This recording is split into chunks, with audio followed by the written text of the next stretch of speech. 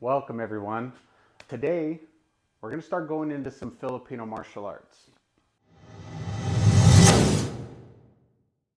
When we're talking about Filipino martial arts, there's a lot of different names that people call it, and it is a very vast subject in and of itself, right? So some people call it eskrima, right, which mostly refers to the stick itself, and this could be single stick, double stick, it could be long stick, right? Medium size.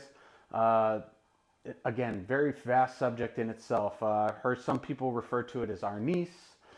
There's different Filipino martial art that focus a lot on sword, blade. There's stick and knife. There's shield and stick.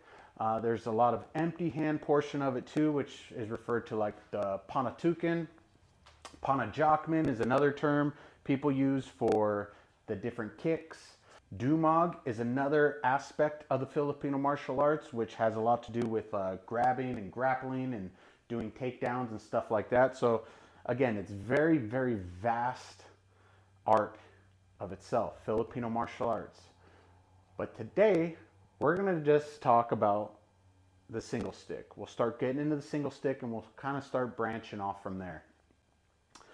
Now, as far as the single stick goes, there are, again, many different types and lengths of sticks that people train with. This is about a 28-inch stick.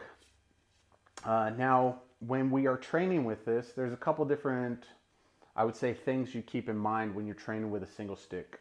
One part of it is when you hold the stick, and we'll talk about grips in a moment here, anything that my knuckles are lined up with, that could essentially be the blade of your sword. So all the movements we do with a single stick are for the most part similar when we start talking about a sword or a bladed weapon.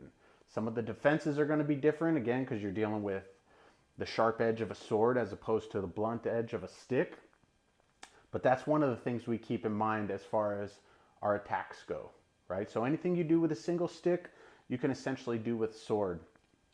The other part of it is when we start talking about grips, there are two-handed grips, right? And I think most of you probably think of, number one, a baseball bat, right?